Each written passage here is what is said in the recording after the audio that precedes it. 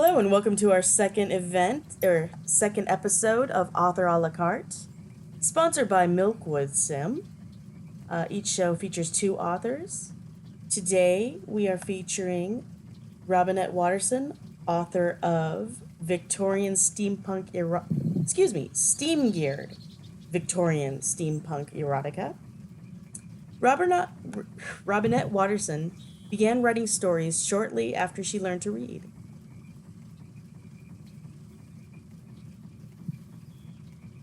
Given her predilection for literature and history, especially of the Victorian era, it's not surprising that she ventured into the alternative historical style of steampunk.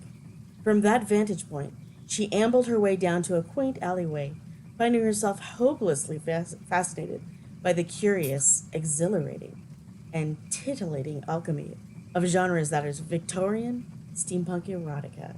Welcome, Robinette. Thank you.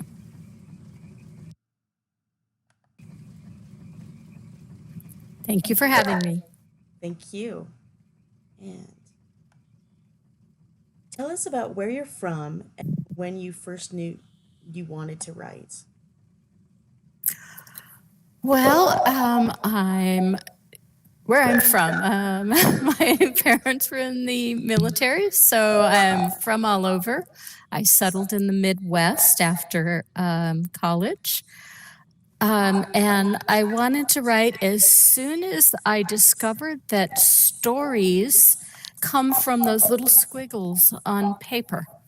And in fact, my mother would amuse me by handing me paper and I would scribble them and say, "Did I make any words?"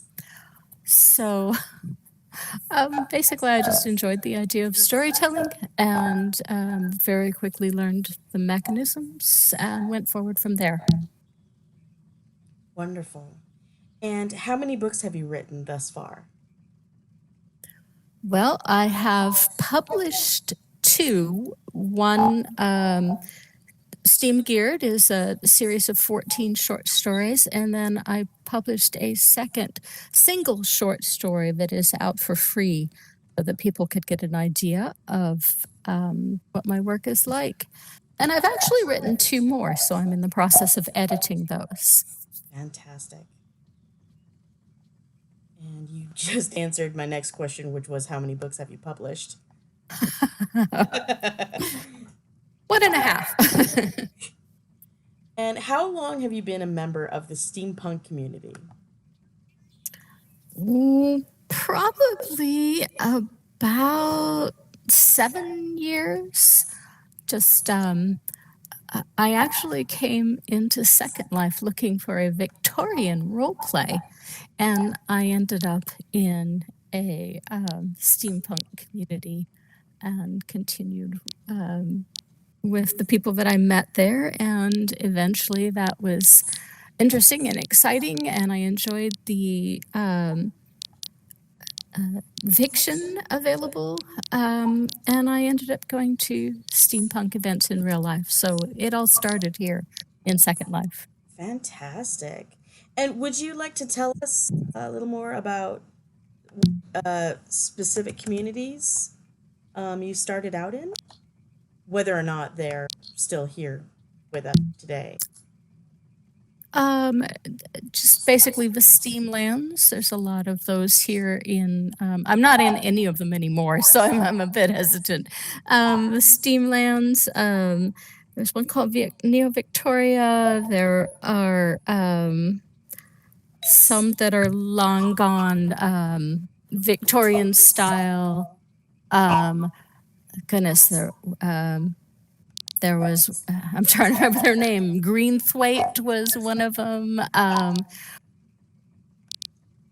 guess I'll leave it at there were a number of them that came and went, and some that are still here. And I really don't come into Second Life much anymore, except as Robinette Waterson, and she's the writer that comes to the Omega writer community. Ah, yes. And I've taken a very similar turn myself. How long did Steam Gear take you to write?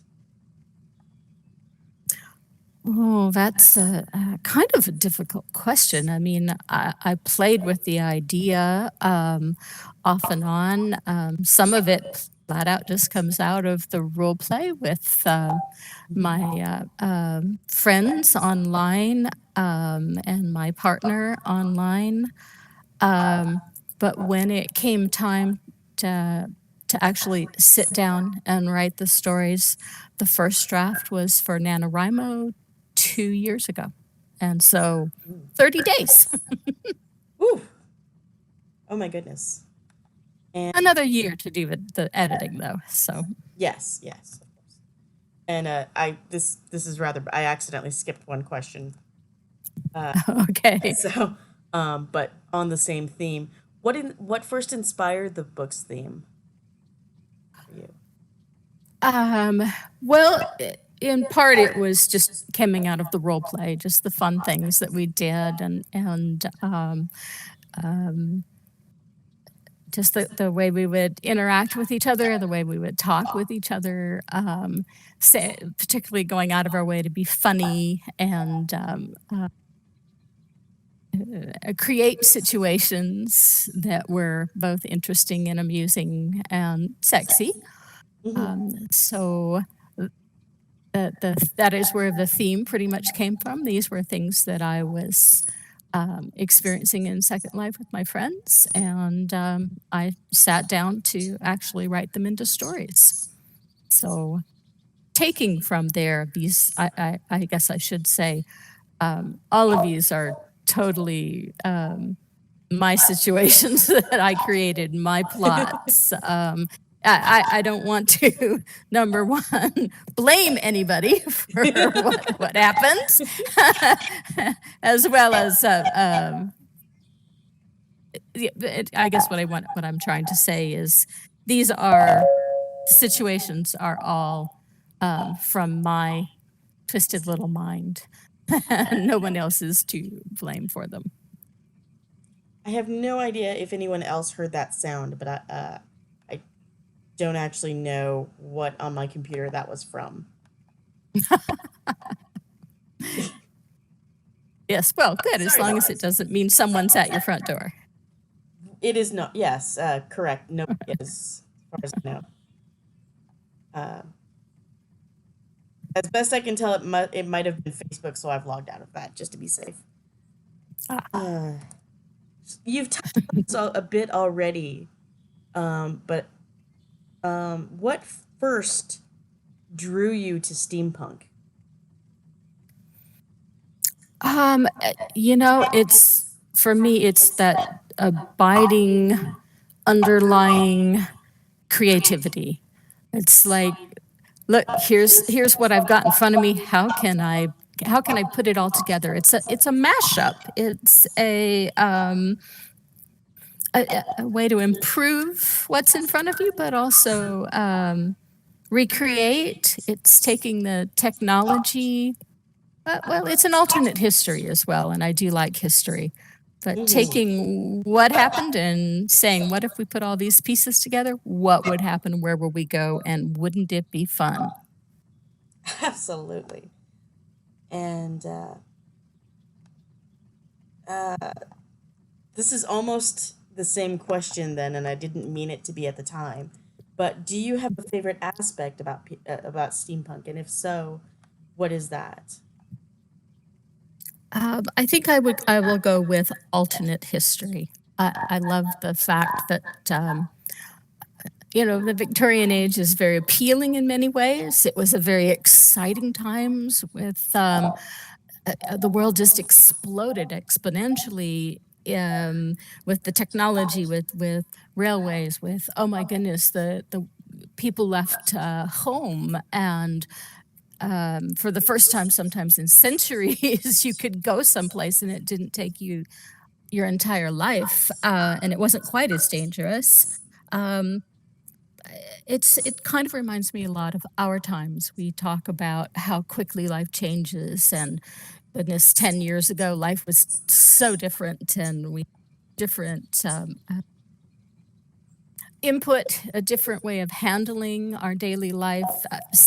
Cell phones. Oh my goodness. I was watching a popular series from 15, 20 years ago. I was like, oh my God, they didn't have cell phones? Well, why don't they take care of it this way? Oh, they didn't have cell phones. Well, why don't they just get on the internet and find out? Oh, okay, the internet was in its infancy and you had to be some kind of serious super nerd to that kind of. So to some extent that is a lot of what I see in steampunk and why I like the Victorian age. There's just a lot of possibilities, brand new possibilities, and I enjoy playing as well as adding in things that didn't exist. Okay. And sorry, I was just trying to follow up on what that ding was. Are you OMG? Okay. There's going to be can Rennie and Rena can you port us to the room then? We can. Hold on a second. Sadly, this will go in the recording.